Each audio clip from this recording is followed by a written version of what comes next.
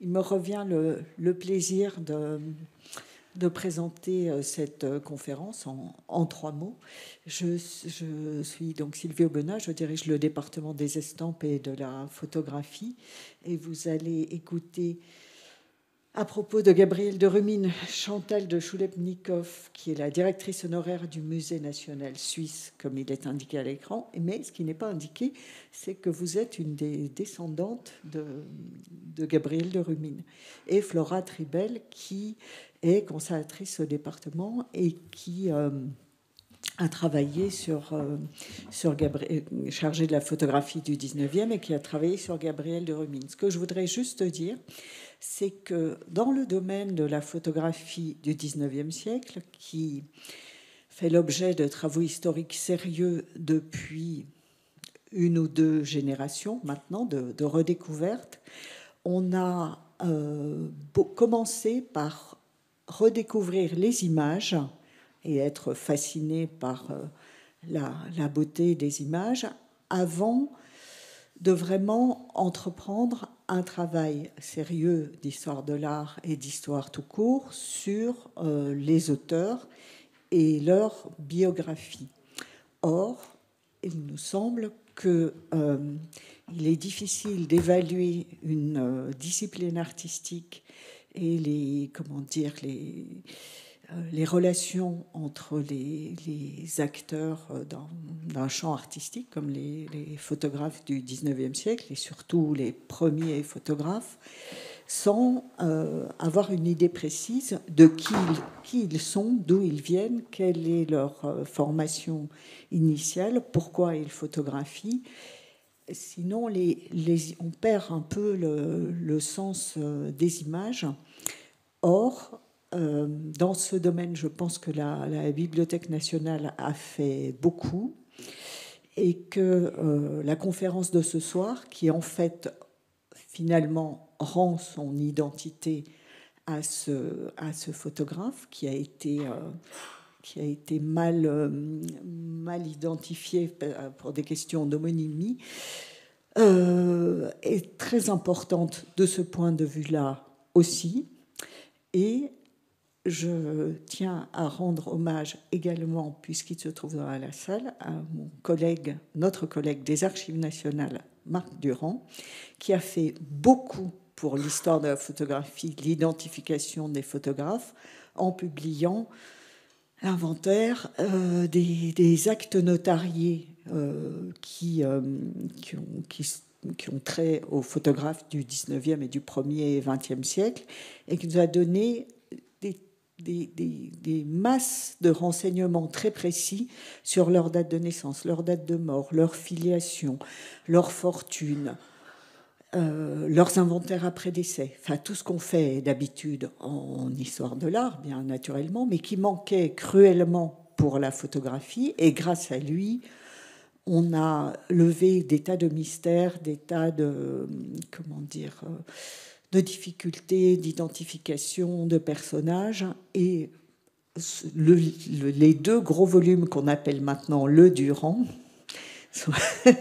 nous sont très utiles et sont tout à fait dans la lignée de ce qui va vous être raconté ce soir. Donc je suis très heureuse de pouvoir le remercier publiquement, saluer sa présence et passer la parole à nos 2 conférencières.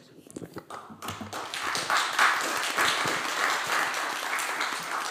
Merci beaucoup Sylvie. Effectivement, nous serons 2 ce soir pour vous présenter le très beau corpus de Gabrielle de Rumine qui est conservé à la Bibliothèque nationale et aussi pour vous présenter la redécouverte de l'étonnante figure de Gabrielle de Rumine.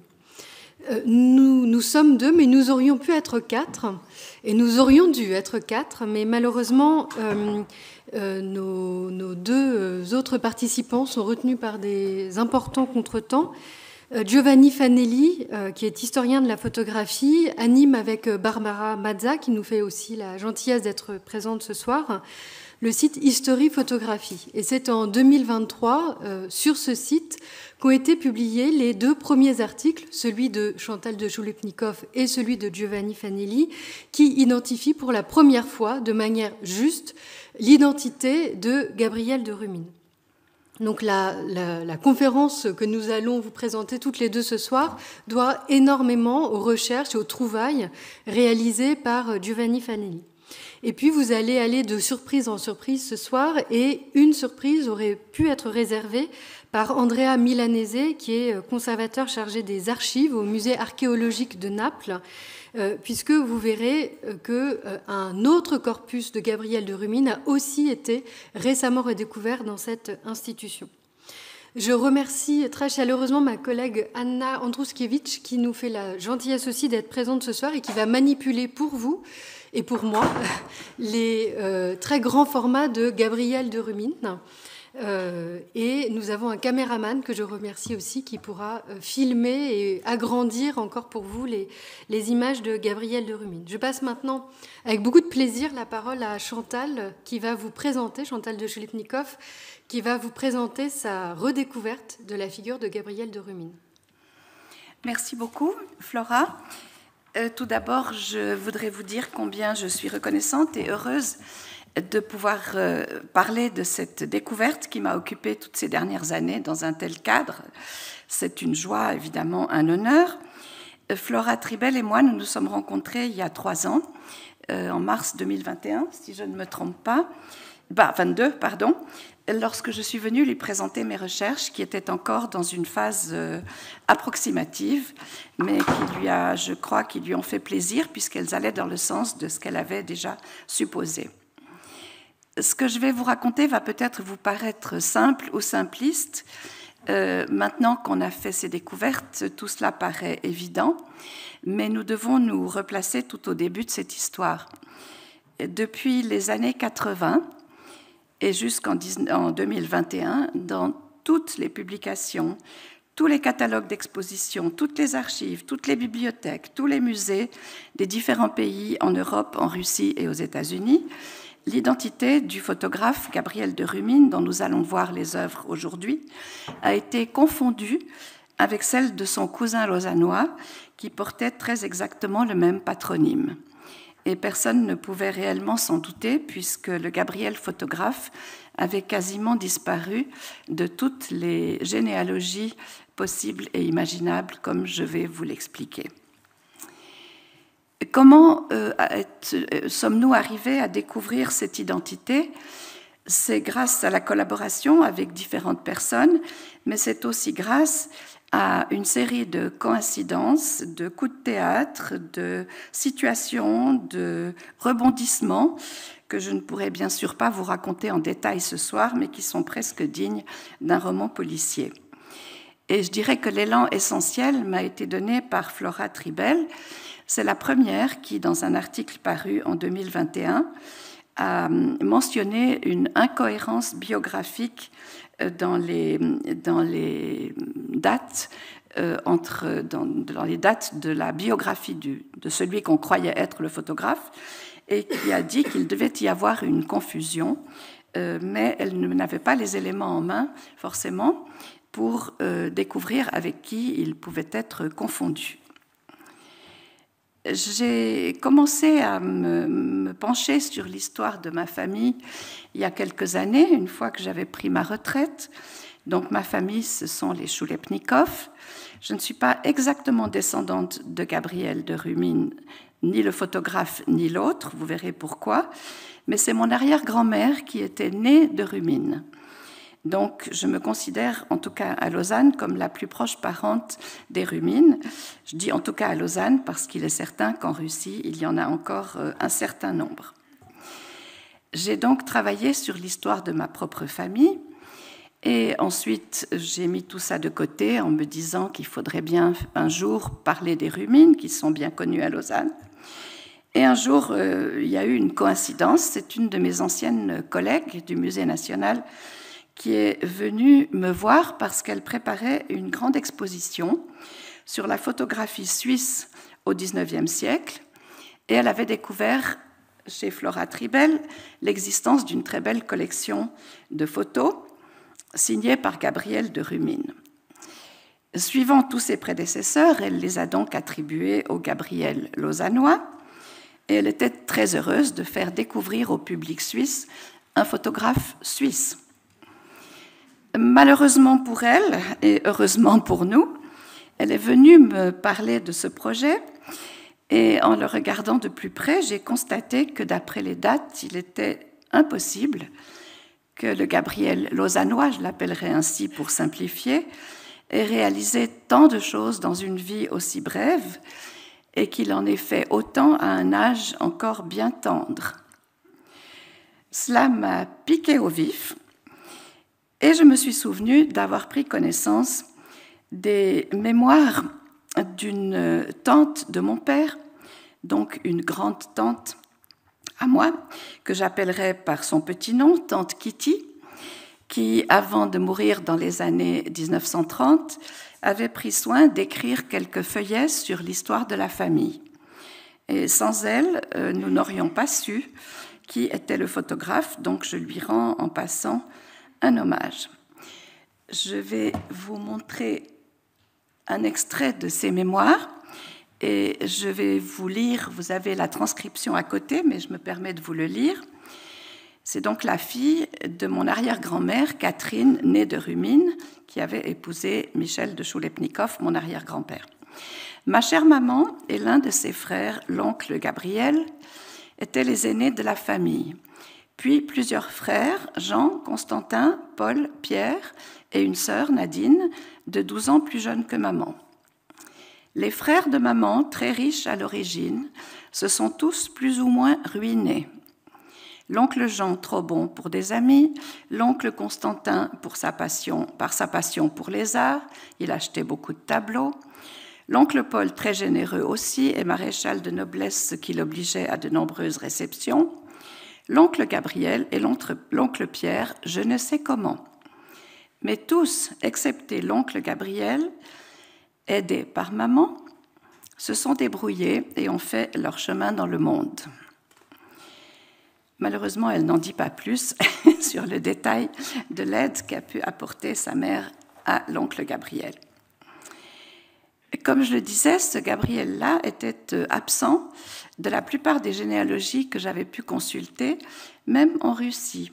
Et donc sa biographie était largement ignorée de tous, jusqu'à l'article de Flora Tribel paru en février 2021. Je voudrais vous montrer les liens de parenté pour essayer d'être à peu près clair. Vous voyez tout en haut le premier Gabriel, qui est mort en 1827, qui a eu 2 épouses successives, Stepania Fedorovna et Katarina Makarova. Avec la première épouse, il a eu 2 fils, Nicolas et Jean. Et avec la deuxième épouse, il a eu un fils, Basile. Je n'ai pas mis tous les frères et sœurs, comme vous le constatez, pour des raisons de simplification. Jean a eu plusieurs enfants, dont Gabriel, qui est entouré à gauche, donc 1828-1891, et Catherine, sa sœur, mon arrière-grand-mère. Donc je passe sur la lignée de Catherine, qui a épousé, comme vous le voyez, Michel de Choulepnikov. Ils ont eu 4 enfants, dont Nicolas, mon grand-père, et Catherine, dite Kitty, l'auteur des mémoires. Et ensuite vient mon père, Paul Michel, et moi je suis tout en bas à gauche, avec ma sœur Nadine, qui porte le même prénom que quelqu'un de la famille. De l'autre côté, Basile a épousé la princesse Catherine Chahavskoy et il a eu 2 enfants, Gabriel et Jules. Donc vous voyez que ces 2 Gabriel sont cousins germains. Et Gabriel, le lausannois, qui est donc à droite, est resté seul puisque son frère Jules est mort à l'âge de 10 ans lors d'un voyage en Italie. Et il n'a pas eu de descendants, pas plus que son cousin Gabriel, sauf que nous venons d'apprendre par un nouveau coup de théâtre qu'il a peut-être eu des jumelles qui sont décédées en bas âge, par Marc Durand.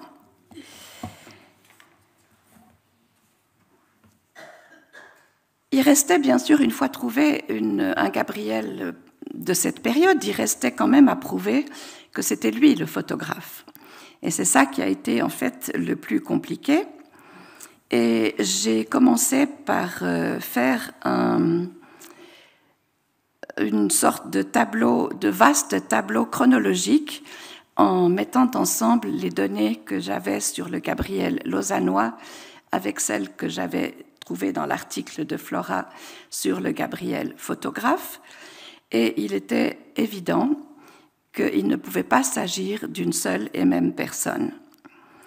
J'ai donc dû annoncer cela en vitesse à ma jeune collègue qui faisait l'exposition sur la photographie suisse. Elle était effondrée quand je lui ai téléphoné parce que cela compromettait son exposition dont les plus belles photos étaient celles de Gabriel de Rumine qu'elle croyait lausannois. Mais une fois remise de son choc, elle m'a quand même remerciée en me disant que ça lui avait évité peut-être une grosse bêtise qu'on aurait trouvée un jour ou l'autre. Pour essayer d'être claire, je voudrais abandonner en même temps un instant le photographe pour donner quelques mots sur la biographie du Gabriel lausannois. Je ne l'appellerai pas par son nom russe, Vassilievitch, parce que ce serait trop facile de le confondre avec Ivanovitch, l'autre. Ça donne beaucoup de difficultés. Donc, je dirais Gabriel le lausannois et Gabriel le photographe, ce qui rendra les choses plus claires.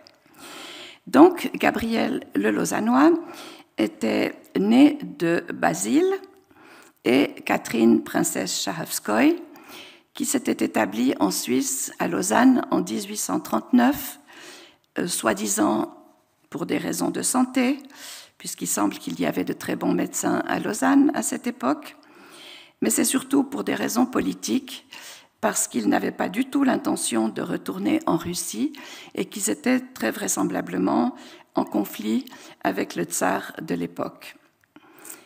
En fait, Basile de Rumine était réellement malade, puisqu'il est décédé en 1848 déjà, et sa femme s'est consacrée à l'éducation de ses deux enfants, dont l'un, comme je l'ai dit, est malheureusement mort en bas âge. Gabriel a obtenu en 1864 un diplôme d'ingénieur constructeur à l'école spéciale de Lausanne. Il disposait d'une immense fortune et vivait dans une villa qu'ils avaient fait construire en 1847-48. Je vous montre cette photo, cette image de la villa de Rumine, où on reconnaît le paysage du lac Léman en direction de Montreux, et une photo de Gabriel qui doit dater à peu près des années 1860. Si j'ai choisi ces deux vues, c'est parce que les chiens figurent sur les deux images. Je connais même leurs prénoms, Ajax et Léo, et apparemment ces chiens, par les documents qu'on a retrouvés, jouaient un grand rôle dans l'histoire de la famille. Donc je tenais à vous les montrer ainsi. Après la mort de sa mère, le Gabriel lausannois a continué à voyager, ils avaient déjà beaucoup voyagé, puis il a acheté un terrain près du parc Monceau, à Paris, où il a entrepris la construction d'un hôtel particulier. C'était l'époque où les frères Pereire vendaient des lotissements, et voici l'hôtel en question, que j'ai retrouvé à mon grand plaisir il y a 2 ans, et j'ai découvert avec stupéfaction que c'est maintenant le siège de Rolex en France. J'ai donc tourné autour longuement pour le photographier, et le gardien a fini par sortir et me demander si j'avais rendez-vous avec quelqu'un. J'ai dit oui, avec mon cousin.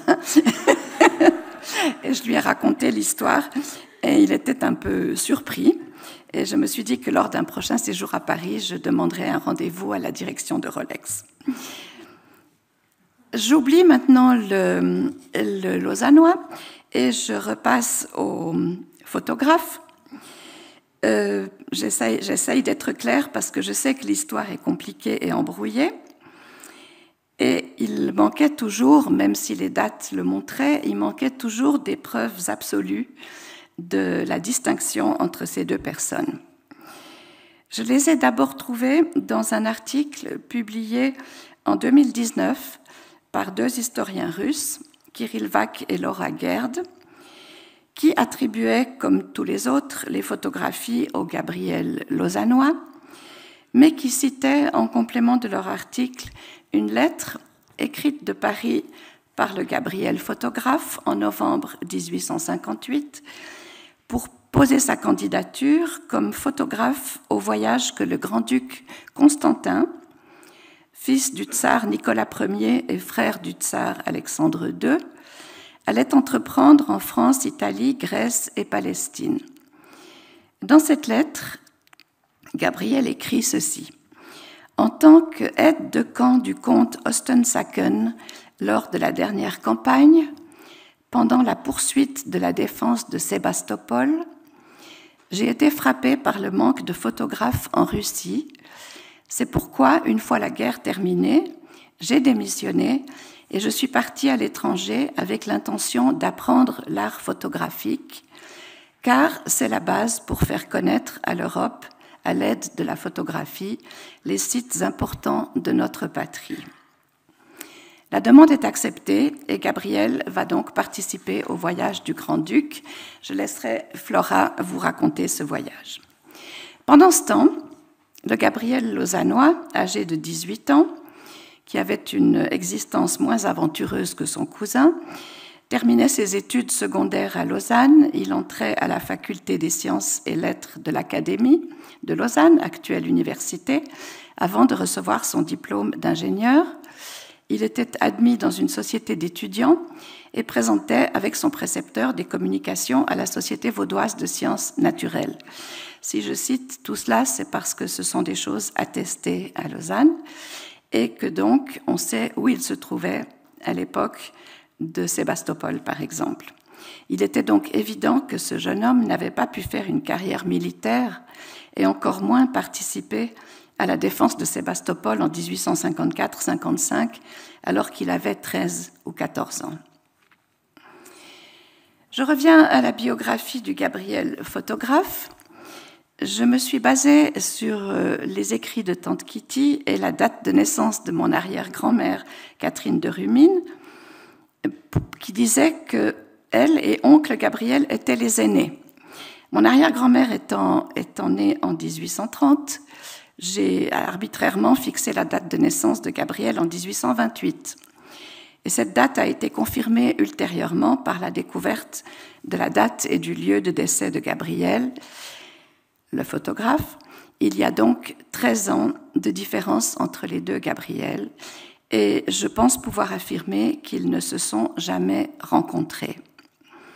Il est fort probable, même si je n'en ai pas de preuves, qu'il y a eu une scission dans la famille en raison des opinions politiques lorsque les Rumines de Lausanne ont quitté la Russie après avoir libéré leurs serfs, et tandis que les autres restaient fidèles au tsar. Il s'est passé d'ailleurs exactement la même chose avec ma propre famille un peu plus tard. Gabriel le photographe et toute sa fratrie, ainsi que mon arrière-grand-mère, dont je ne résiste pas au plaisir de vous montrer le portrait, sont nés et ont passé leur enfance à Saint-Pétersbourg. Catherine épousait en 1851 Michel de Choulepnikov, mon arrière-grand-père, tandis que son frère aîné entrait dans l'armée, selon les informations trouvées par Flora Tribel dans un texte de Jean-Louis Vaudin, Gazetiers et gazettes, histoire critique et anecdotique de la presse parisienne dans les années 1858-1859. Je lis ce passage. Gabriel est tout d'abord officier de cavalerie dans la garde impériale russe. Puis, ne trouvant pas pendant la paix un aliment suffisant à son activité, il se décida à faire un voyage d'exploration en Sibérie et consacra 2 ans à peu près à l'étude des ressources si peu connues de cette vaste et riche contrée. De retour en Russie, voyant la guerre approcher, il s'empressa de se ranger sous les drapeaux et fut attaché à la personne du comte Ostensacken qui l'accompagna en qualité d'aide de camp en Valachie et en Moldavie, et enfin à Sébastopol, où ce général fut envoyé comme chargé de la défense de la place. Sa conduite dans la guerre, etc., a été récompensée de nombreuses décorations. je passe. La guerre finie, M. de Rumine déposa de nouveau l'uniforme qu'il avait supporté avec courage et distinction et se livra aux études qui lui étaient chères. Parmi ces études, la photographie attira son attention. Nous avons trouvé dans le journal de Tolstoï une note qui précise le départ de Russie. Gabriel, le photographe, a quitté la Russie en octobre 1856. En 1857 et 58, il étudie la photographie à Paris et à Londres, probablement auprès de photographes chevronnés, éventuellement Camille Sylvie et surtout Roger Fenton, peut-être rencontré pendant la guerre de Crimée, puisque celui-ci était le photographe anglais officiel du conflit. Voici à droite la seule photo que nous connaissons à l'heure actuelle qui représente Gabriel le photographe, qui a été prise justement par Fenton dans sa période orientaliste. Et vous voyez qu'elle porte un sous-titre, The Slave, Gabriel de Rumine. Et en fait, nous nous sommes posé la question avec Flora si ça voulait dire le slave ou l'esclave, puisqu'il joue le rôle probablement de l'esclave sur cette photo. Nous n'avons pas pu résoudre cette question. Et la photo de gauche représente à peu près à la même époque Gabriel le Lausannois. Vous voyez qu'il n'y a pas beaucoup de ressemblance entre les deux, ni dans la prestance, ni dans le visage. Nous avons une triple preuve qu'en hiver et au printemps 1858, Gabriel le photographe se rend à Lausanne. Une photo de la cathédrale de Lausanne qui a certainement conduit à la confusion avec son cousin lausannois, est envoyée en 1858, juillet 1858, à la Société française de photographie. La carte de visite de Gabriel figure aussi à 2 reprises dans l'album d'un photographe lausannois, Constant de Lesser, ce qui témoigne d'une vie mondaine et peut-être professionnelle. Vous noterez que sur la première carte, c'est celle qui porte la date tout en haut de 1858, il note simplement Gabriel de Rumine et son adresse au boulevard Bonne Nouvelle. Et sur la seconde, de l'autre côté, il note Gabriel de Rumine, photographe de son Altesse impériale de Russie, le grand-duc Constantin. Donc, ce qui fait la différence entre les 2 années, et ce qui montre aussi combien Gabriel le photographe était fier de son appartenance à la suite du grand-duc Constantin. Je signale en passant que sur la première page, celle de gauche, à droite, il y a Madame de Choulepnikov, je ne sais pas si vous pouvez le lire, c'est donc mon arrière-grand-mère, née de Rumine, et en dessous, il y a sa mère, donc la mère des 2, qui est à l'étage en dessous, et à gauche, il y a Mademoiselle Spencer, qui était la gouvernante de mon arrière-grand-mère, et qui se trouvait à Lausanne à cette époque-là. Ça, c'est attesté aussi. Enfin, je vous ai parlé d'une triple preuve. La troisième est plus anecdotique, mais je vous la raconte quand même. On sait que le Gabriel lausannois était en voyage en Italie avec sa mère entre novembre 1857 et mai 1858. Elle précise dans une lettre, je cite, qu'elle n'a pas voulu rester à Lausanne pour soustraire son fils à l'influence de la famille de son beau-frère Nicolas, qui était venu passer l'hiver. Et, je souligne, l'un des cousins était à craindre, jeune homme qui, sous les apparences les plus attrayantes, manquait, paraît-il, de droiture. Ce qui permet d'affirmer que la mère de Gabriel le Lausannois n'a pas favorisé les relations avec cette partie de la famille restée en Russie.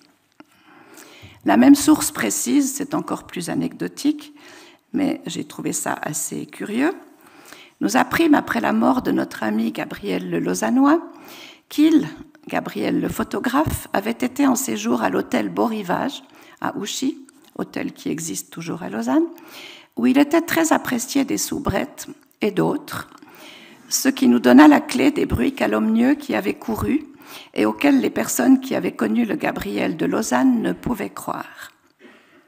Un autre témoin de l'époque, lausannois, décrit Gabriel le photographe comme, je cite, « peu recommandable, en mentionnant également le séjour à l'hôtel Beau Rivage.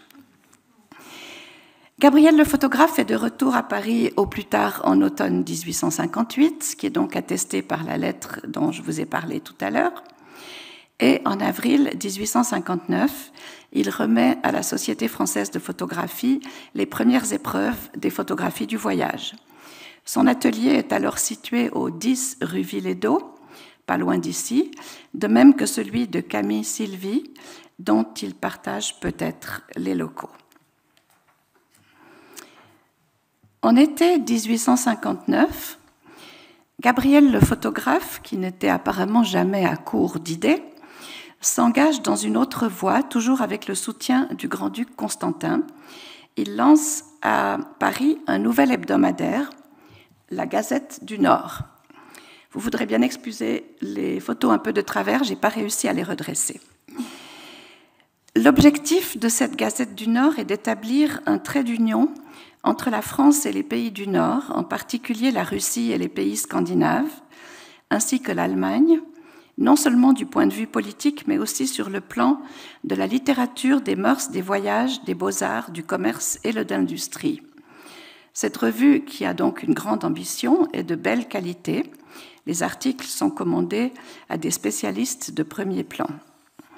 Dans le prospectus de lancement de cette Gazette du Nord, Gabriel est qualifié ainsi « artiste gentilhomme comme on n'en trouve guère qu'en Russie », ayant consacré sa fortune à l'étude et au progrès de l'art photographique, ayant établi à Paris les plus beaux ateliers photographiques qui existent au monde. Bon, c'est de la publicité, n'est-ce pas ? Dès le premier numéro, la Gazette du Nord paraît sous la direction de Gabriel de Rumine, mention qui n'apparaîtra plus en tête du journal dès le numéro 9 du 3 décembre 1859.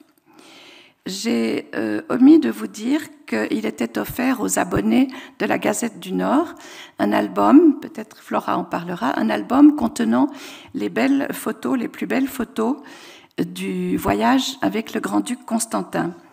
Et parallèlement à cette offre qui est destinée pour allécher les premiers abonnés, Gabriel de Rumine tient une chronique dont voici le premier numéro qui relate en détail tout ce voyage du grand-duc pendant quelques semaines, depuis le 8 octobre 1859 dans le journal et jusqu'au 26 novembre 1859, où il raconte ce voyage de façon très détaillée et avec un style extrêmement poétique.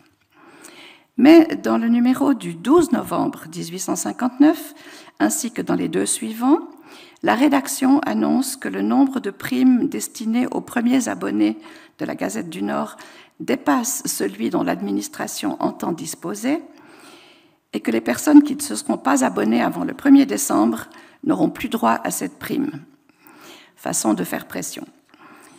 Le numéro du 1er décembre 1859 précise que les nombreuses demandes d'abonnement qui lui sont déjà parvenues ont épuisé la prime opulente qu'elle réservait à ses premiers souscripteurs, mais comme compensation offerte aux souscripteurs nouveaux, elle abaisse ses prix d'abonnement en proportion considérable. Dans le prospectus, le prix était de 40 francs pour un an, et à partir du 1er décembre, il n'est plus que de 24 francs pour un an. Je ne sais pas exactement à quoi ça correspond dans les euros actuels, mais on voit que la diminution est quand même assez considérable. Puisque la prime n'est plus offerte, la chronique de voyage disparaît des colonnes de la revue et, à ma connaissance, la promesse de fournir un album exceptionnel des photos de Pompéi ne sera pas tenue. En revanche, dans les numéros suivants, de nombreux articles signés Gabriel de Rumine figurent, en général sur la politique russe. Il prouve que son auteur a une connaissance très approfondie de ce qui se passe dans son pays et offre des réflexions éclairantes et intéressantes, par exemple sur la question du servage. Nous sommes d'avis, Flora et moi, que ces textes mériteraient une étude particulière.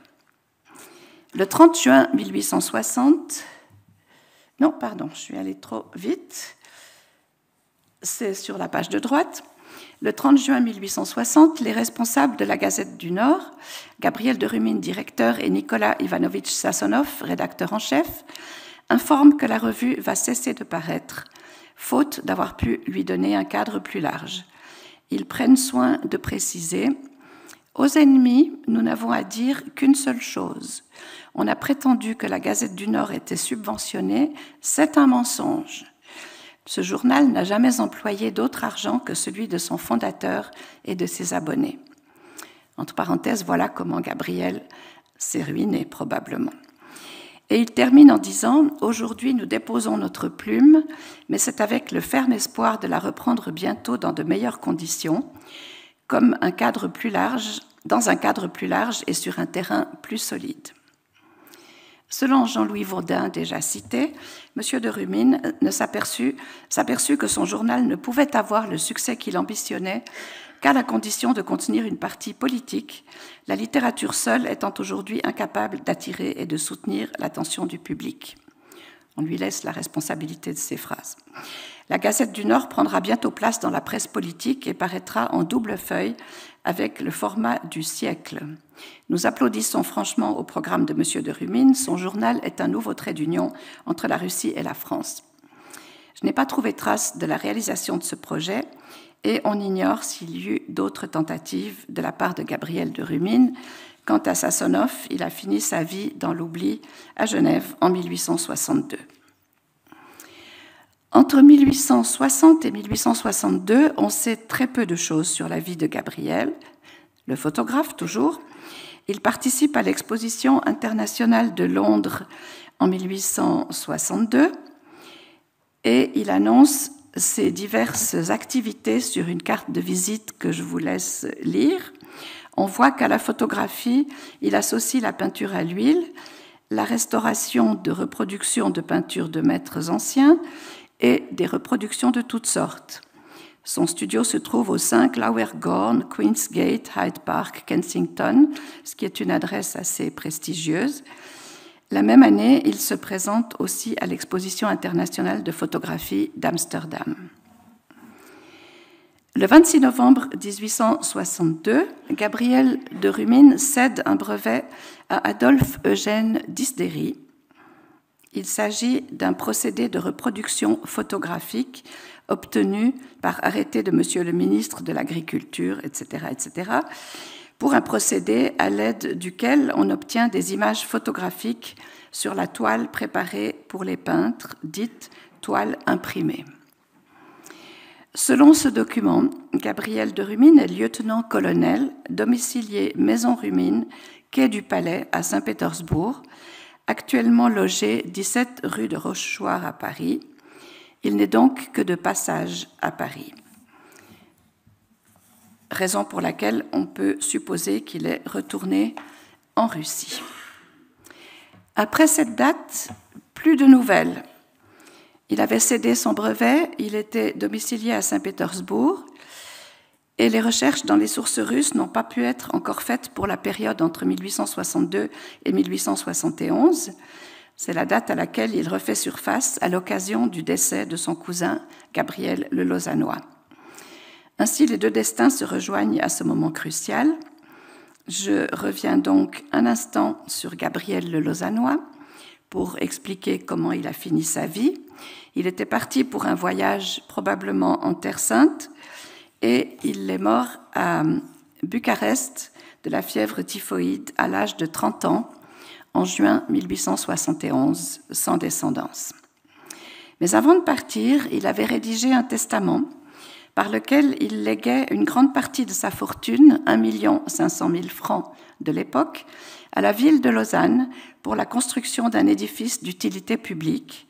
C'est l'actuel palais de Rumine, inauguré en 1906, qui a abrité dès cette date l'université, la bibliothèque et plusieurs musées, et qui existe toujours. Voilà la postérité de Gabriel le Lausannois à Lausanne. Vous voyez qu'il est indiqué comme ingénieur et mécène, et pas du tout comme photographe. Et voilà le palais de Rumine, le projet à gauche et l'état actuel à droite. C'est un monument assez surprenant. que Gabriel n'a jamais connu, bien sûr. Et j'ai pris une photo d'il y a quelques années parce qu'actuellement, toute la place qui est devant est en travaux. Donc, il est mort le 18 juin 1871 à Bucarest. Sa dépouille a été ramenée à Lausanne, où il repose avec ses parents et son petit frère. Le 5 juillet 1871 ont eu lieu ses obsèques. Et c'est déjà le 15 juillet, c'est-à-dire 10 jours plus tard, que Gabriel, le photographe, et son frère Constantin contestent le testament. On peut imaginer qu'ils étaient aux aguets pour avoir réagi aussi rapidement.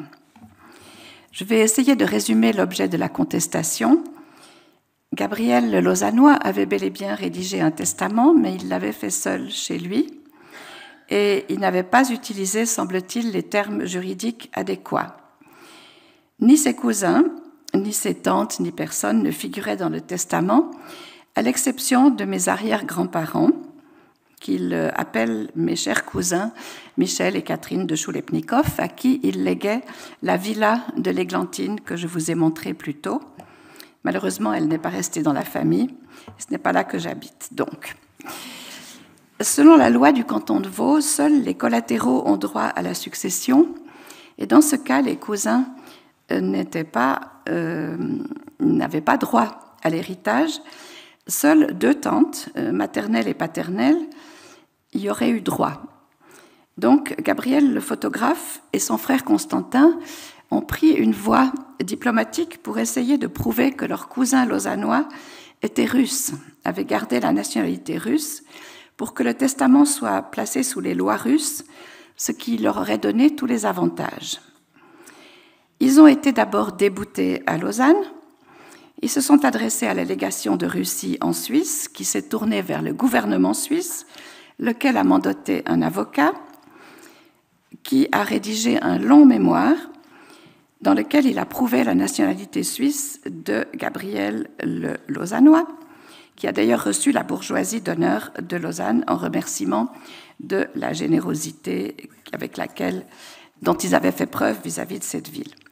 Dans ce mémoire, Louis Rambert, l'avocat, spécifie Gabriel de Rumine qu'il ne faut pas confondre avec son cousin germain, Gabriel Ivanovitch de Rumine, dans l'intérêt duquel agit la légation russe. Donc il y avait déjà une confusion à ce moment-là. Il ajoute plus loin que Gabriel est notoirement la cheville ouvrière de toute cette difficulté, ce qui me conforte dans l'idée que le Gabriel photographe n'avait pas un caractère facile. Oui, il faut que j'arrête. Presque. Si Flora doit... Oui, je vais terminer. Je vais terminer au plus vite. Et il est juste 7 heures. Hein, arrêtez jusqu'à 7 heures. Il n'a pas abandonné, il a été débouté une fois encore, mais il n'a pas abandonné la partie. Je vais vous montrer encore ceci. Il a encore écrit une note à la justice et il a été débouté une fois de plus en 1874 seulement. On peut comprendre d'ailleurs qu'il ait eu envie d'hériter de l'hôtel particulier, puisque c'était quand même quelque chose de très prestigieux. Ce sont donc les 2 tantes qui en ont hérité et qui l'ont remis en vente extrêmement rapidement, comme vous le voyez ici. C'est la dernière mention de Gabriel le photographe dans les archives, 1874, et on ne l'a retrouvé que, je dirais, un peu par hasard, aux archives de Pau. D'abord dans un journal, il est décédé le 31 octobre 1891. Et voici l'acte de décès que je vous laisse lire. Je vais, par manque de temps, ne pas vous le lire en entier. Et on a ainsi appris qu'il était bel et bien né à Saint-Pétersbourg en 1828, et on a appris également qui étaient ses parents, qui étaient bien donc les parents de mon arrière-grand-mère. Je passe sur le dernier coup de théâtre, puisque Flora va vous en parler. C'est la découverte de ces photos de Pompéi, toute découverte relativement récente. Et je voudrais simplement, pour terminer, vous remercier d'abord de votre attention et ensuite vous montrer les signatures des 2 Gabriel qui vous montre encore une fois qu'il s'agit bien de deux personnes distinctes. À gauche, le testament du Gabriel lausannois et à droite, une lettre écrite par le photographe. Donc, ce sont bien deux personnes. Il est temps de rendre justice au Gabriel photographe et également de restituer à la Russie un photographe de grande qualité qui était considéré comme suisse. Je vous remercie. Alors, nous allons maintenant pouvoir plonger un peu plus avant dans les photos de Gabriel de Rumine. Et la partie de son œuvre que nous vous présenterons ce soir est liée au voyage qu'il a donc réalisé avec le grand-duc Constantin autour de la Méditerranée de décembre 1858 à juin 1859. Le grand-duc Constantin, dont vous voyez ici la reproduction d'un portrait, est le frère du tsar Alexandre II. Le grand-duc Constantin voyage avec sa femme, avec son fils et une suite qui occupe 6 navires, donc c'est absolument considérable. Il a invité avec lui 2 écrivains, dont vous voyez aussi les portraits, un peintre, dont je n'ai pas trouvé le portrait, qui s'appelle Coleman, et c'est Gabriel de Rumine qui, ayant entendu parler de ce voyage, soumet sa candidature. On va pouvoir peut-être basculer vers la caméra maintenant. Le corpus conservé à la Bibliothèque nationale de France présente 48 vues qui sont réalisées lors de ce voyage, que nous conservons souvent en plusieurs exemplaires, si bien que nous conservons en tout 111 épreuves de Gabriel de Rumine. Elles sont presque toutes entrées par dépôt légal. Elles ont donc été déposées par Gabriel de Rumine lui-même le 4 avril 1860. Ce voyage du Grand-Duc, tel que le décrit Gabriel de Rumine dans sa Gazette, débute à Gênes le 13 décembre 1858 et aboutit à Jérusalem en mai 1859. Les buts de ce voyage sont assez multiples, puisqu'il aboutit à un pèlerinage en Terre Sainte. Il a d'abord comme prétexte, au-delà de cette raison religieuse, un prétexte médical, mais c'est en réalité, après la guerre de Crimée, une démonstration de la transformation de la Russie et d'une conversion à l'Europe après la guerre de Crimée. Et si bien que c'est évidemment très intéressant pour le grand-duc Constantin de se faire accompagner non pas seulement par des écrivains, mais aussi par un photographe qui va pouvoir témoigner ensuite dans la Gazette de cette conversion à l'Europe. On va pouvoir changer de photographie et je vous montre la photographie que j'avais choisie pour annoncer cette conférence, puisque vous voyez au premier plan un appareil de photographie, ce qui nous prouve que Gabriel de Rumine était parti avec au moins 2 appareils, puisqu'il en photographie un. On sait qu'il est parti, et ça je l'ai appris par la suite grâce aux recherches qui ont été menées par la suite, qu'il est parti avec une débauche de matériel ultra luxueux. Il a acheté auprès des frères Bisson un appareil de très grand format qu'il dit lui-même gigantesque et qui donc est en réalité très compliqué d'utilisation. Il est aussi parti avec un appareil plus petit et certainement aussi un appareil de format stéréoscopique. Il part avec 2 assistants qu'il embauche à ses frais. Tous ses frais de bouche, d'hôtellerie, etc. sont en revanche pris en charge par le grand-duc. Il y en a un qu'il adore parmi ses assistants et l'autre qu'il juge maladroit, paresseux, qui lui casse ses verres. Donc il se plaint énormément dans sa correspondance de cet autre assistant qu'il trouve absolument détestable. Je vous ai dit, nous conservons 48 vues. D'autres établissements, notamment à Saint-Pétersbourg, conservent un plus grand nombre de vues. Mais par rapport au nombre de prises de vue indiquées par Gabriel de Rumine dans sa correspondance, c'est très peu ce que nous conservons comme traces de ces photographies prises au cours de ce séjour. Dans une lettre qu'il adresse de Palerme, le 31 janvier 1859, il dit « À Gênes, j'ai fait 26 photos en une journée. À Rome, j'en ai fait 150 en 8 jours. » Donc c'est des chiffres tout à fait considérable pour l'époque, qui montre aussi l'argent qu'il peut dépenser pour ces prises de vue, puisque ça coûte effectivement très cher en matériel de réaliser autant de prises de vue. On peut passer à la photographie suivante. Je vais vous montrer une succession de photographies, puisque on ne peut pas dresser le profil type de ce qu'il va photographier, ni quand est-ce qu'il photographie. On a toutes les étapes du voyage ne sont pas systématiquement photographiées, ou en tout cas, nous n'en avons pas systématiquement gardé la trace. Il photographie évidemment, puisqu'on est dans le bassin méditerranéen, énormément de temples, de lieux archéologiques. Ici, vous voyez par exemple un temple à Athènes. On voit qu'il choisit aussi un point de vue qui permet de conserver une trace des bâtiments un peu vernaculaires qu'on peut trouver dans ces temples, avec cette petite cahute qui est tout à fait sympathique au milieu de ce temple. Mais il va aussi, et c'est ce qu'on peut voir dans la photographie suivante, avoir vraiment une perspective très archéologique qui ramène des vues de bas-relief, en ayant soin dans ses photographies et dans les tirages qu'il réalise de restituer avec un très grand soin la matérialité des objets. Ici, vous avez à la fois vous pouvez sentir la densité de la pierre, et puis évidemment par la découpe, il obtient la forme même du bas-relief. Grâce à la photographie suivante, vous verrez que nous avons vu précédemment des vues de bâtiments dans leur entier, mais parfois il s'intéresse aussi à prendre des vues de détail ou de façade. C'est le cas notamment à Jérusalem, avec cette très belle vue du tombeau de la Vierge, où il restitue, je trouve très bien, par le contraste du noir et blanc, à la fois le mystère, la sacralité d'un tel lieu. Mais il y a aussi de très belles études de végétation. Ici, dans la vue suivante, vous avez une étude du jardin d'Olivuzza à Palerme qui entoure le palais de la princesse Bouthera, où toute la suite du grand-duc est logée. Donc ça doit être un palais absolument considérable pour pouvoir loger autant de personnes. Et on voit que Gabriel de Rumine a été très frappé par la luxuriance de forêt vierge, comme il l'appelle, de cet extraordinaire jardin, qui lui a beaucoup plu. Il a quelques vues de ce très bel endroit et on voit comment il réussit très bien à restituer un peu le frissonnement de cette végétation et les diverses tonalités de gris qui permettent de restituer la variété de cette luxuriante végétation. Dans cet ensemble, il y a aussi des photographies attendues qui finalement ne sont pas présentes dans un tel ensemble.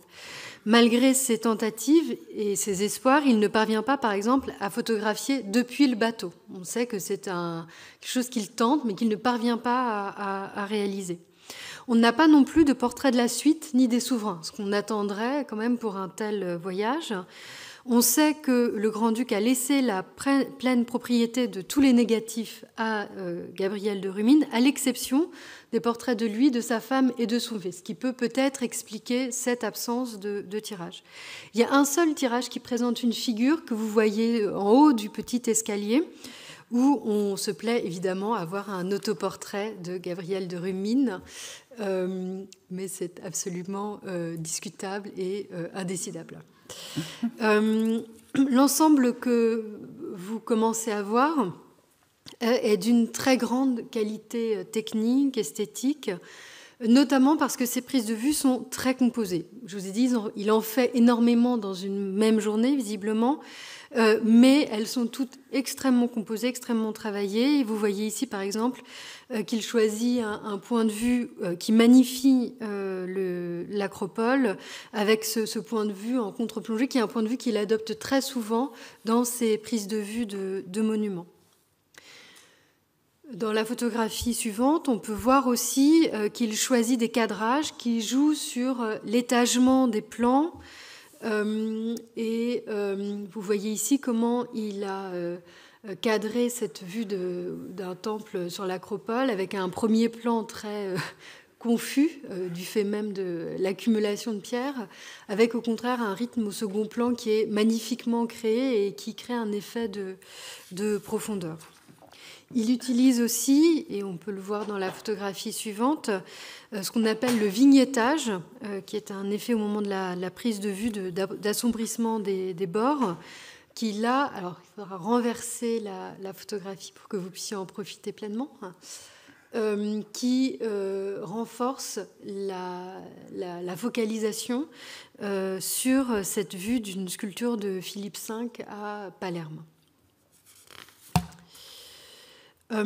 Alors, je vous ai parlé de ses compositions, mais c'est surtout un technicien hors pair des effets lumineux. J'aime énormément cette vue d'un temple qui est traversé par l'oblique d'un rayon lumineux, où on voit comment il a certainement attendu le moment par excellence où ce temple pourra particulièrement bien jouer des verticales, des colonnes et de cette diagonale de l'angle lumineux.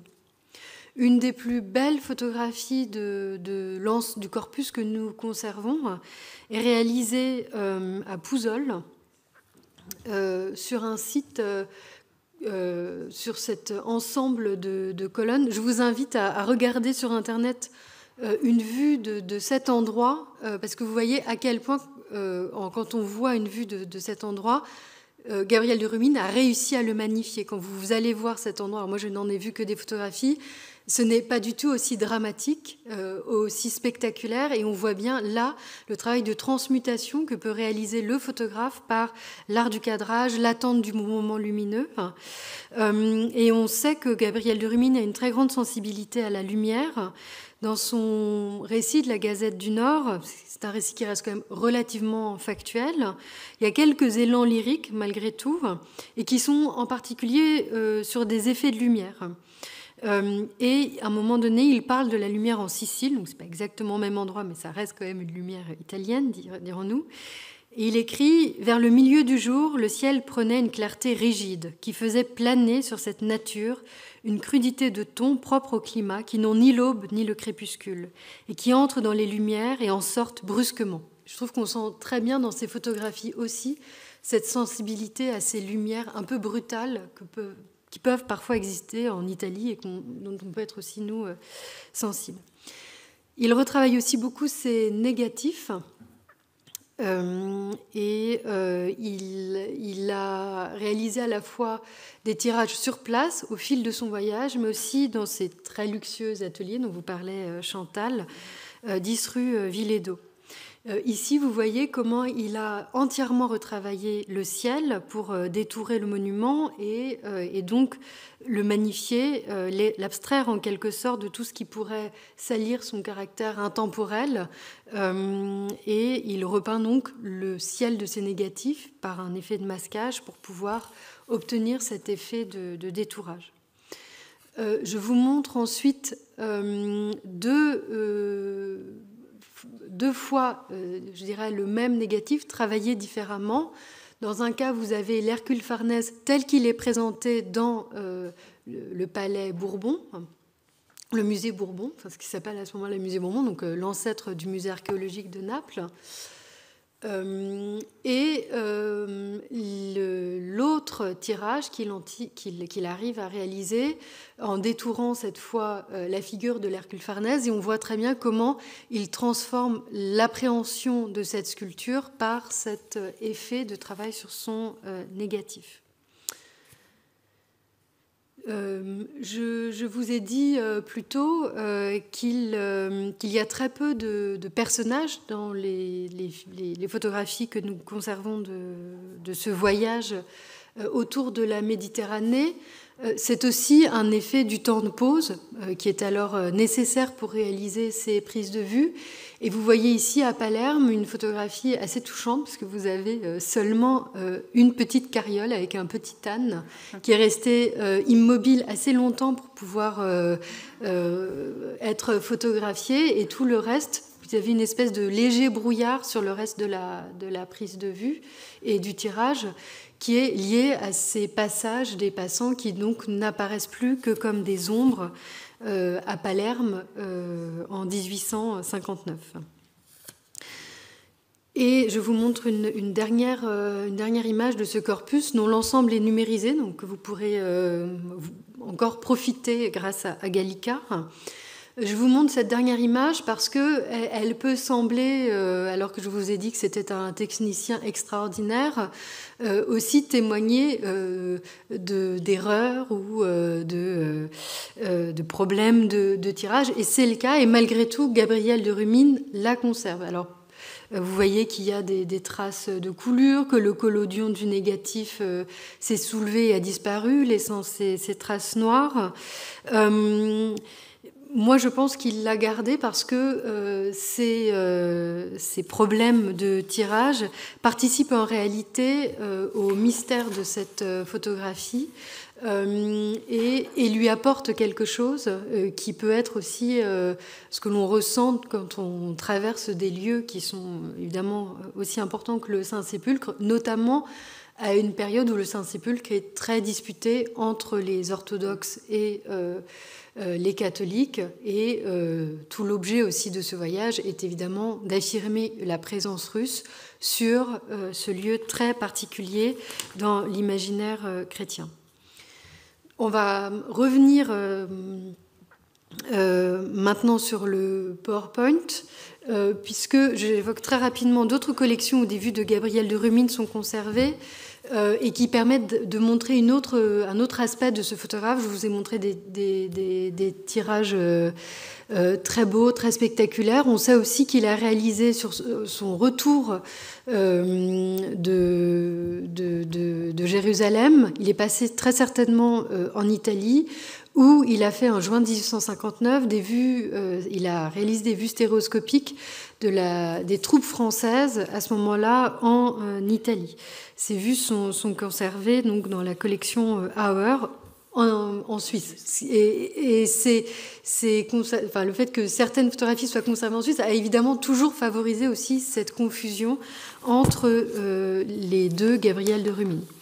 Et je finis avec l'évocation de cet extraordinaire ensemble qui a été redécouvert totalement par hasard par Andrea Milanese à l'occasion d'un déménagement. Les déménagements sont très favorables aux découvertes de collections dans nos établissements, puisque en déménageant le cabinet des dessins, qui allait vers une réserve beaucoup plus agréable et beaucoup mieux, selon lui, il a découvert au fond d'une armoire un paquet bien fermé, qui en fait contenait une trentaine de photographies de Gabriel de Rumine qui n'avaient jamais été signalées, jamais vues, et donc qui étaient certainement là depuis très longtemps, et qui dormaient au milieu des dessins. Donc assez difficile évidemment à identifier, puisqu'elles n'étaient pas du tout au bon endroit.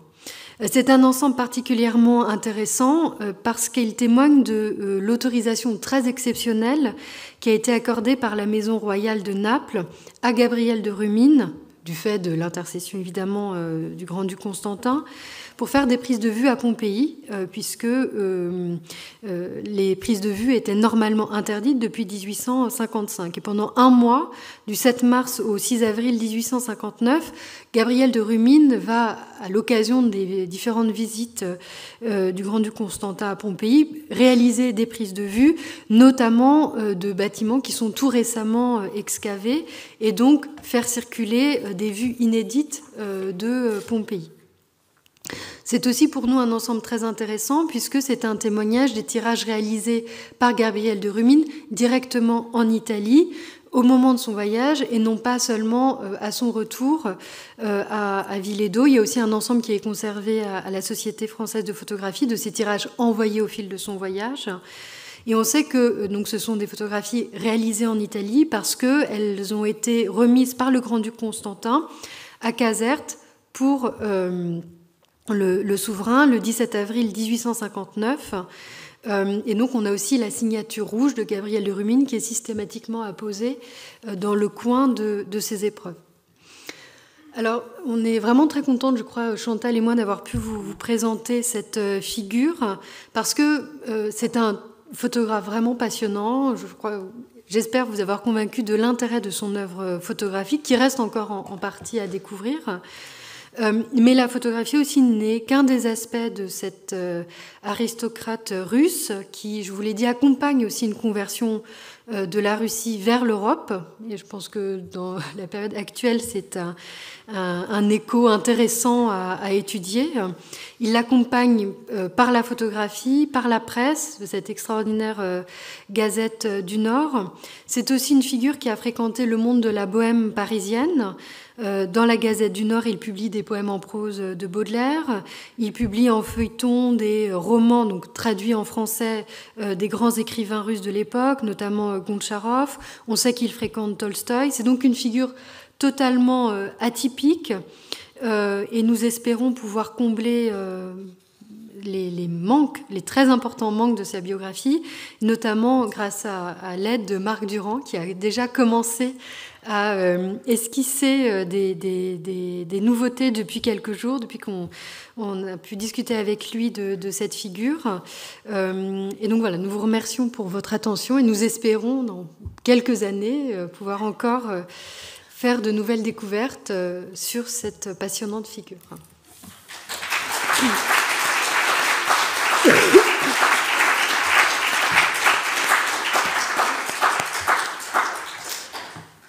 Alors, je ne sais pas si, Marc, vous voulez dire quelques mots, peut-être.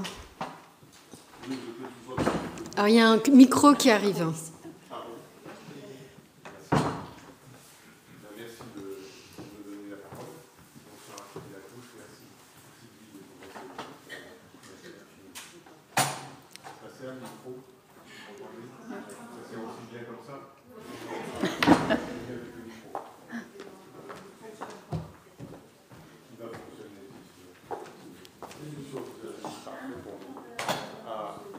C'est merveilleux, maintenant j'ai 2 micros. Ah, voilà.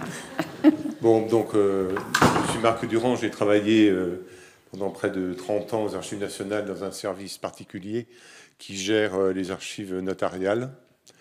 Mon apport dans le domaine de la photographie, entre autres, a été justement de retrouver un peu qui était derrière ces appareils photographiques, qui a promulgué beaucoup de travaux, et sur aussi bien dans les physiciens, les astronomes. Je me suis intéressé à tout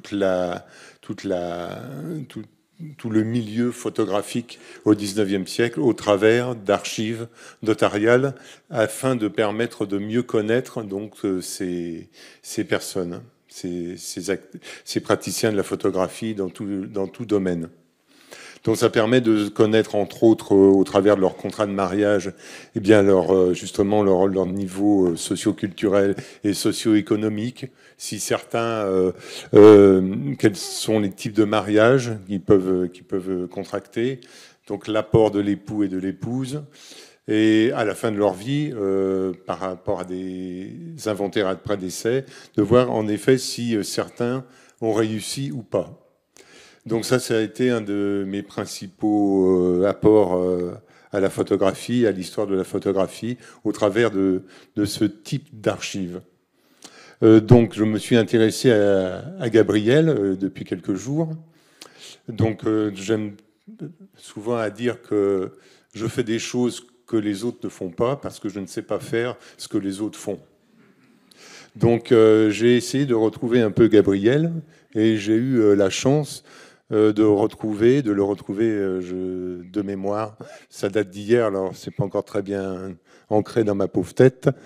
Donc il a eu, en 1862, à Paris, il a eu 2 petites filles, des jumelles, qui ont vécu une petite année.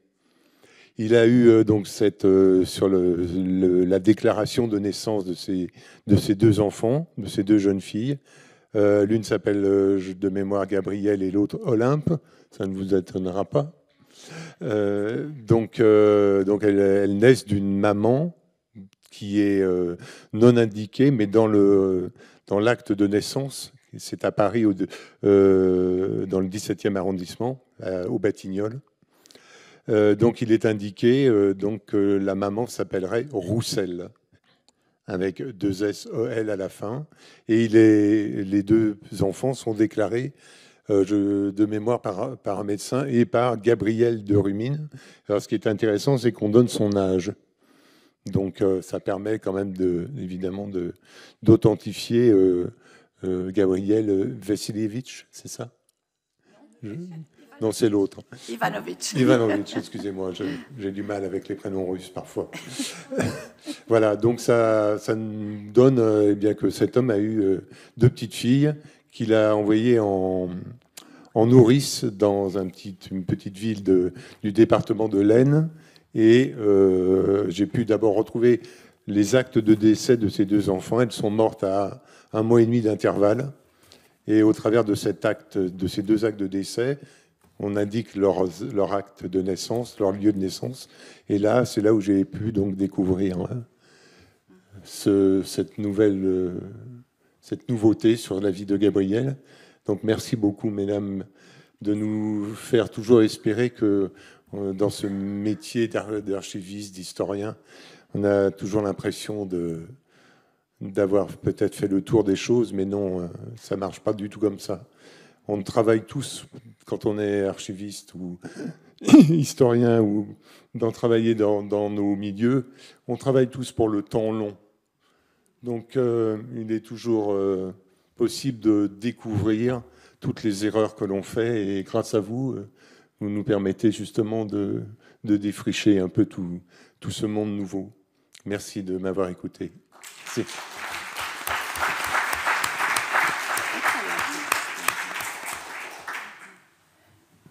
Alors, est-ce qu'on a une ou 2 questions ou...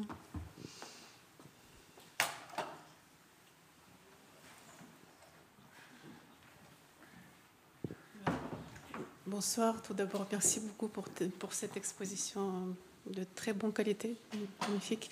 J'ai 2 questions finalement. La première question, vous avez parlé qu'il y a des clichés qui sont retenus en Russie, à Saint-Pétersbourg, et c'est dans quel musée ou l'institution il se retrouve? C'est intéressant. C'est l'Institut d'études matérielles. Je vais vous retrouver le nom parce que à chaque fois je bute sur le nom. Est-ce qu'on peut les consulter ou voilà. Alors, nous n'avons... Enfin, Chantal est sûrement davantage en contact. Moi, je n'ai, pour des raisons évidentes, pris aucun contact pour le moment. On espère tous un jour pouvoir, évidemment, en savoir plus sur cet ensemble, mais voilà, je laisse Chantal. Oui, alors je suis en contact avec la directrice d'une partie de cet institut, dont je ne retrouve pas le nom en ce moment, mais je peux vous le trouver facilement, qui s'appelle Maria Medvedeva.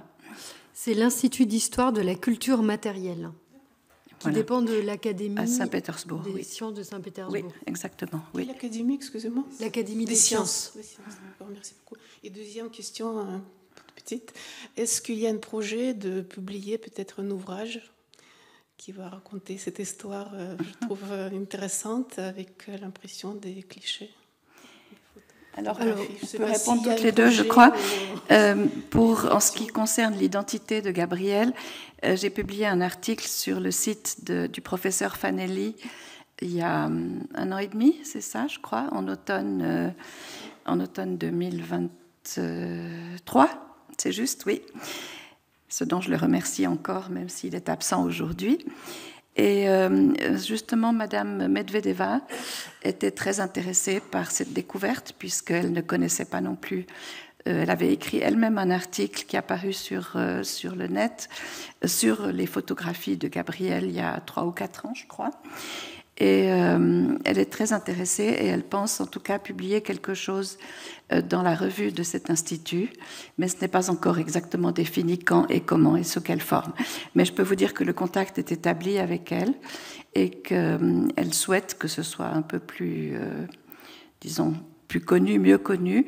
Et je pense qu'elle pourrait, comme elle me l'a proposé, faire quelques recherches en Russie pour découvrir ce qu'on ne connaît pas encore de la vie de Gabriel, le photographe, quand il est rentré en Russie. Voilà. Merci beaucoup, parce que moi aussi, de ma part, de mon côté, j'ai essayé de faire les recherches avant de venir ici, sur un site internet, parce que moi aussi, je suis d'origine russe, de Saint-Pétersbourg en plus. Donc, et je n'ai pas trouvé grand-chose, donc c'est pour ça, c'est quelque chose, voilà, c'est un personnage qui fait un liaison entre 2 pays. Voilà. Merci beaucoup. Oui, c'était une énigme en tout cas.